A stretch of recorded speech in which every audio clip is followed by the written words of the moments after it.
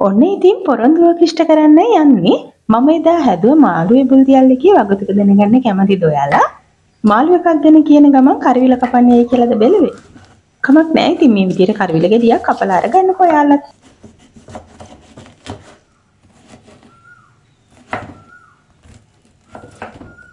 මදේ තියෙන ඇට මේ විදිහට ඉවත් කරගන්නවා මම. ඔන්න ඔය විදිහට කපලා තියාගත්ත කරවිල ටික ඊළඟට මාළු ටිකත් කපලා අරගන්නවා. මේ බල මාළු භාජනයක් අරගෙන මේ දේවල් ටික දාගන්න. බොරක පේස්ට් එකෙන් ටිකකුයි ගම්මිරිස් ටිකකුයි ලුණුයි කහයි උළුහාලුයි. අපේ අම්මලා නම් ඉස්සර ඉතින් ඕවා ගලේ අඹරලා කුලියක් හදලා තමයි අරගන්නේ. අපේ නම් ඉතින් දැන් තියෙන දඩි බිඩි වැඩනේ. ඕවා කෙරෙන්නේ නැහැ ඉතින්. වතුර ටිකක් දාලා මෙන්න මේක මේ විදිහට අනා ගන්නවා.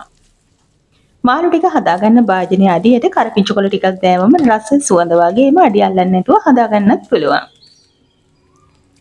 මාළු කෑලි වල ගොරක පේස්ට් එක හොඳට මේ වගේ තවරගෙන ඇතුලෙන් තියාගන්න ඕන මුලින්ම. ඊළඟට ඉතිරි පේස්ට් ටිකට කරිවිල ටික දාලා හොඳට මෙන්න මේ වගේ කලවම් කරගන්න ඕන.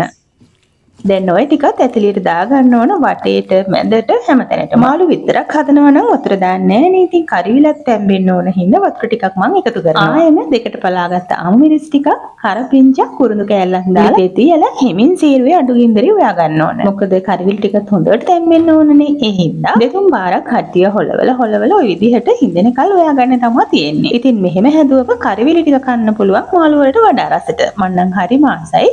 අපේ අම්මා ඉස්සර නිතරම හදන ඔය විදියට. ඉතින් හදලා නැති අයට ඔන්න රෙසිපි එක try කරලා බලන්න පුළුවන්.